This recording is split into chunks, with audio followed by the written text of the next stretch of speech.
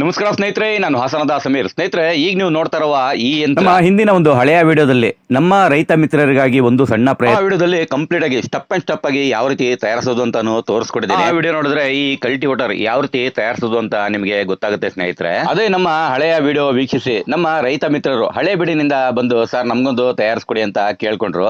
ಆಯ್ತು ಸರ್ ತಯಾರಿಸ್ಕೊಡ್ತೀನಿ, ಆದ್ರೆ ಇದರ ಬಿಡಿ ಭಾಗಗಳೆಲ್ಲ ನೀವೇ ಪರ್ಚೇಸ್ ಮಾಡ್ಕೊಡ್ಬೇಕು ಅಂತ ಹೇಳಿದೆ. ಆಗ್ಲಿ ಸರ್, ಎಲ್ಲಿ ಸಿಗುತ್ತೆ ಒಂದು ಲೀಸ್ಟ್ ಬರ್ಕೊಡಿ, ನಾನು ನೋಡ್ತೀನಿ ಅಂತ ಹೇಳಿ ಕಬ್ಬಿಣ ಒಂದು ಬಿಟ್ಟು ಎಲೆಕ್ಟ್ರಿಕಲ್ ಬಿಡಿ ಭಾಗಗಳೆಲ್ಲ ಅವರೇ ಪರ್ಚೇಸ್ ಮಾಡಿ ತಂದ್ಕೊಟ್ರು.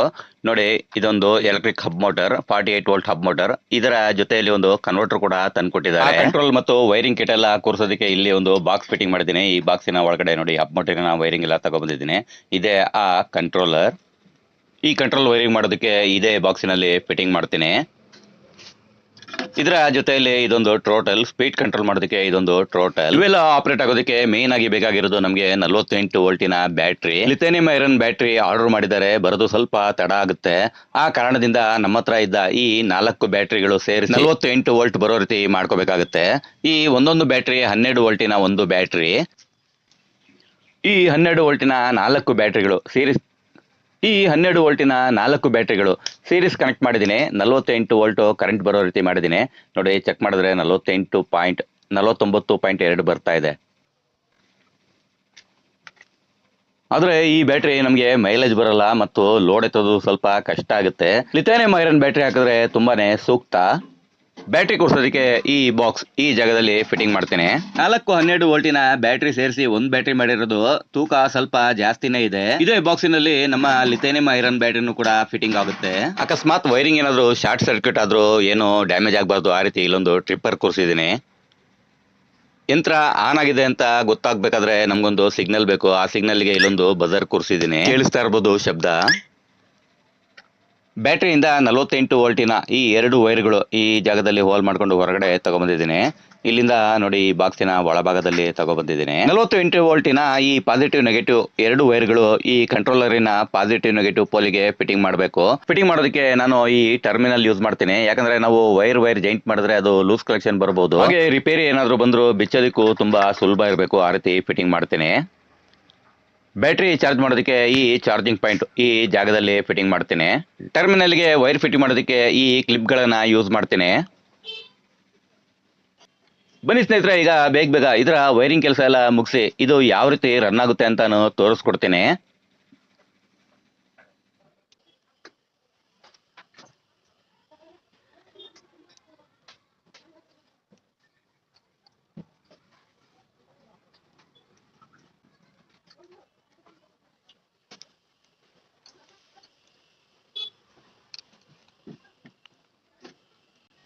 ಚಾರ್ಜಿಂಗ್ ಸಾಕೆಟ್ ಕನೆಕ್ಟ್ ಮಾಡೋ ಸಮಯದಲ್ಲಿ ನೋಡಿದೆ ಇದರ ವೈರ್ ತುಂಬಾನೇ ಸಣ್ಣ ಇದೆ. ಇದಕ್ಕೆ ವೈರ್ ಚೇಂಜ್ ಮಾಡಬೇಕು.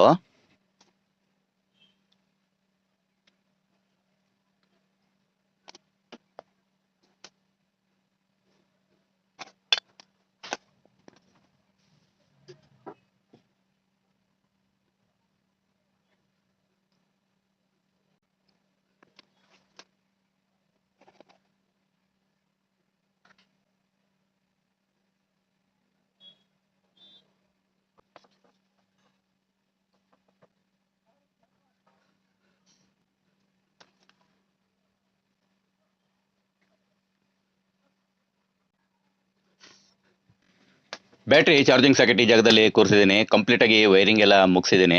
ಬನ್ನಿ ಈಗ ಒಂದ್ಸಲ ಟ್ರಯಲ್ ಮಾಡೋಣ.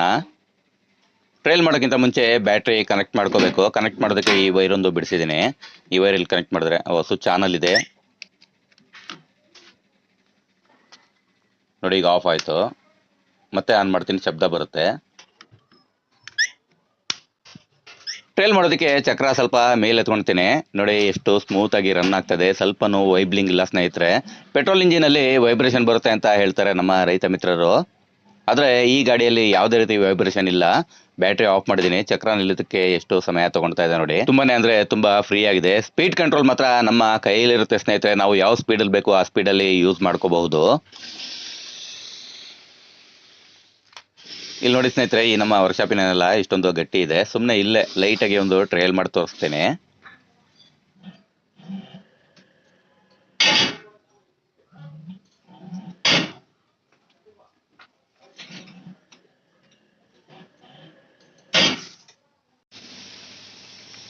ನೆಲಕ್ಕೆ ಹಾಕಿರೋ ಕಾಂಕ್ರೀಟೆ ಕಿತ್ತು ಬಿಸಾಕ್ತಾ ಇದೆ. ಕಾಂಕ್ರೀಟ್ ಶಬ್ದ ಕೇಳಿ ನಮ್ಮ ಸಿರಿ ಏನಿದು ಅಂತ ಬಂದು ನೋಡ್ತಾ ಇದೆ.